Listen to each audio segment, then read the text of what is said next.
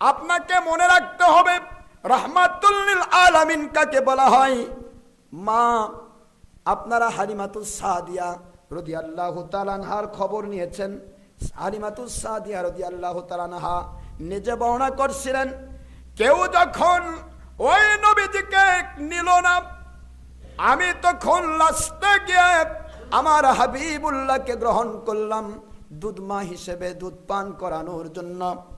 আমি আমার মরার মতো গাধা, যে গাধাতে চড়ে আমার সহকর্মীরা যারা, অন্য মহিলারা যারা বিভিন্ন বড় বড় ঘরের সন্তানদেরকে নিয়ে নিয়ে যারা চলে যাচ্ছিল, তাদের গাধাগুলো, তাদের খচ্চরগুলো, তাদের ঘোড়াগুলো স্পিডি ছিল অনেক বেশি, আর আমারটা ছিল লো, একেবারে দুর্বল, খেতে দিতে পারি নাই।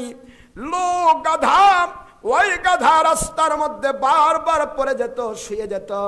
কিন্তু আমার নবীকে যখন আমি গাধার উপরে উঠিয়ে নিয়েছি, আমি লক্ষ্য করে দেখলাম আমার সহকর্মীরা তো আমার আগে সকল সন্তানদেরকে নিয়ে চলে গেছে, আমি তো যেতে পারি নাই, তারা অর্ধ রাস্তা পার হয়ে গেছে। লাস্টে একটি মাত্র সন্তান ছিল, তাকে আমি নিয়ে নিলাম।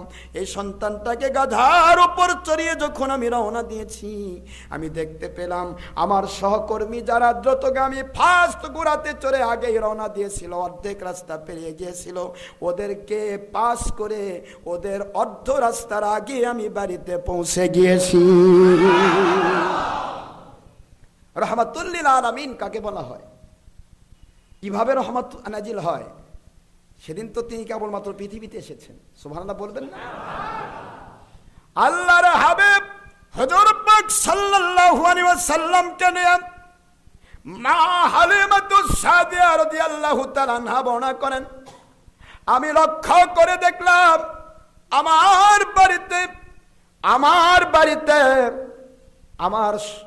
অনেকগুলো বকরি ছিল, তাদের বাটে দুধ ছিল না, বাটে দুধ হতো না, দুধগুলি শুকিয়ে গিয়েছিল।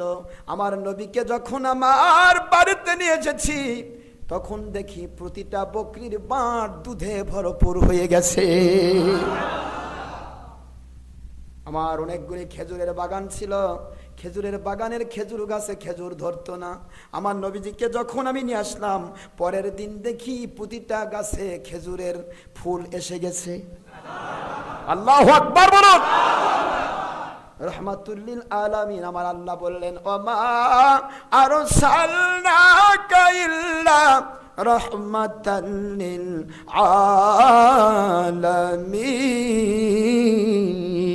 আলামিন। আমার নবীজি, সারা জগৎবাসীর জন্য আমি আপনাকে রহমাতুল লিল আলামিন করে পাঠিয়ে দিলাম। আর এই রহমতের ব্যাখ্যা যদি করা হয়, আমার মতো নাদান মূর্খ ডক্টর আশরাফ সিদ্দিকী এক মাসেও শেষ হবে না রহমতের ব্যাখ্যা। কিভাবে পানির জগতে রহমত নাজিল হয়েছে, কিভাবে আসমানি জগতে রহমত নাজিল হয়েছে, কিভাবে জমিনে রহমত নাজিল হয়েছে, কিভাবে কাফির মুশরিকের উপর রহমত নাজিল হয়েছে, কিভাবে মুমিনদের উপর রহমত নাজিল হয়েছে, কিভাবে কোথায় জঙ্গল বাহিনীর উপর রহমত নাজিল হয়েছে, এই সমস্ত ব্যাখ্যা দিতে গেলে মাসের পর মাস সময়ের দরকার। জোরে কোন সুবহানাল্লাহ। ভাইয়ের আমার, সেই রহমাতুল লিল আলামিন যেদিন পৃথিবীতে আসলেন, এই দিনটা খুশির দিন নাকি নারাজির দিন? আর এটাকে যারা কয় যে খুশির দিন নয়, তারা নবীর খুব মহব্বতের মানুষ। ওই তো বললাম, বাপের সাথে সম্পর্ক ভালো নাই। বাবার সাথে সম্পর্ক ভালো থাকলে যেমন বাবার প্রশংসা করলে বুক ফুলে ওঠে, আমার নবীজির সাথে যদি মহব্বতের সম্পর্ক থাকে, নবীর প্রশংসা করে তার বুকটা ফুলে উঠবে। কারণ নবীজির প্রশংসা করতে বলেছেন কে? আরো জোরে বলেন কে? যার কারণে আল্লাহ পাক বলেছেন, আমার হাবিবি, দুনিয়ার কারো নামের অর্থ আমি প্রশংসিত রাখি নাই, আপনার নামের অর্থই হলো প্রশংসিত।